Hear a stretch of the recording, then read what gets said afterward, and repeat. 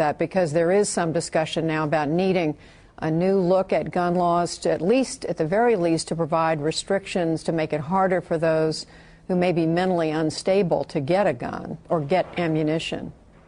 I don't think there should necessarily be special rules or laws pertaining to members of Congress. You mentioned in the preview a piece of legislation that would prohibit somebody with a firearm coming within 1,000 feet of a member of Congress. I really disagree with that approach. Well, I was a concealed carry permit holder before I got to Congress. I've continued that since I've been in Congress, and I will continue with it moving forward. At the very least, to provide restrictions to make it harder for those who may be mentally unstable to get a gun or get ammunition.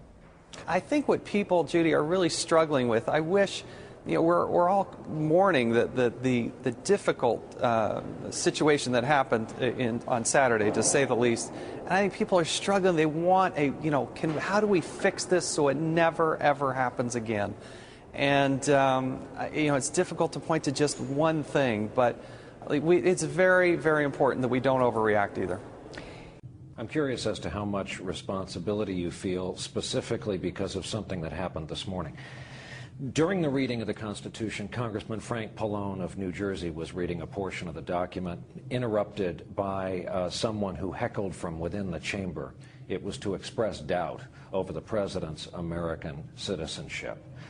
Provided you believe the president is an American citizen, you've got 12 members co-sponsoring legislation that does about the same thing. It expresses doubt. Would you be willing to say this is a distraction? I've looked at it to my satisfaction. Let's move on. The state of Hawaii has said that President Obama was born there. When you come to the Congress of the United States, there are 435 of us. We're nothing more than a slice of America. And people come, regardless of party labels, they come with all kinds of beliefs and ideas.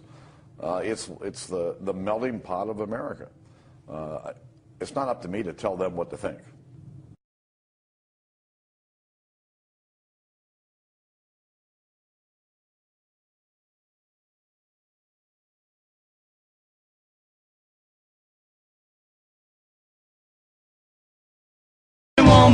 Be specific about her views on creationism versus evolution. But as I understand it, she did say that she thought that the two subjects should be taught side by side in public schools. Do you think that's a good idea? I saw her comments on it yesterday, and I thought they were appropriate, which is, let's if there are competing theories and they are credible, her view of it was, according to the comments in the newspaper, allow them both to be presented so students could be exposed to both, and so students could be exposed to both. And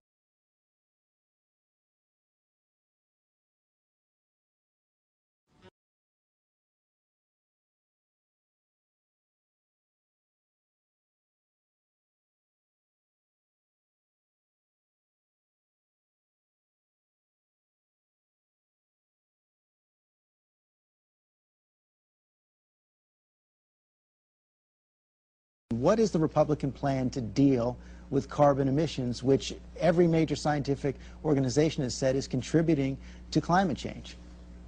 George, the idea that carbon dioxide is a carcinogen that is harmful to our environment is almost comical.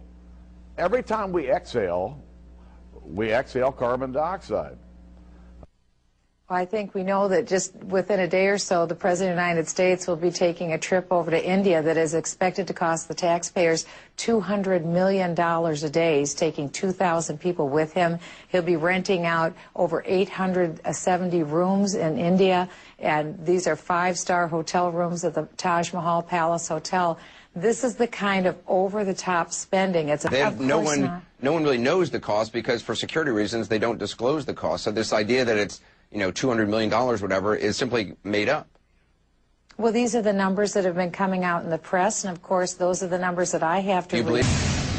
Congresswoman Michelle Bachmann, after the interview, we did some checking on the claim that President Obama's trip to India is costing $200 million a day, which seemed like a lot when she brought it up. Congresswoman Bachmann said it's in news reports. It may be on the internet. That doesn't actually make it true, though. It turns out the source of this unsubstantiated claim is not from Politico. It's from an Indian news report, and the original report is actually from an anonymous Indian source, allegedly an Indian provincial official. How he would know how much President Obama's trip is costing, I'm not sure. After the interview, we went back, asked the White House for further details. They said, quote, "The numbers reported in this article have no basis in reality. Due to security concerns, we're unable to outline details associated with security procedures and costs, but it's safe to say these numbers are wildly inflated." As for how inflated, we can get some idea from Bill Clinton's similar Asian trip as president, which is widely considered the most expensive ever. The estimated bottom line for that trip, $50 million, and not per day, but for the entire trip. Just so we're perfectly clear here, you do believe it was wrong what Congressman Wilson did last night, right? Well, I think again, I think Joe Wilson would agree that you're allowed to say, Congressman, yes or no. Yes, it was wrong. No, it wasn't. Yes or no. Was it wrong or not? Well, it was not in accordance with the decorum of the House. But let me quickly add, there were plenty of times I was uncomfortable. There are plenty of times I was uncomfortable about the Democrats' response to George W. Bush. So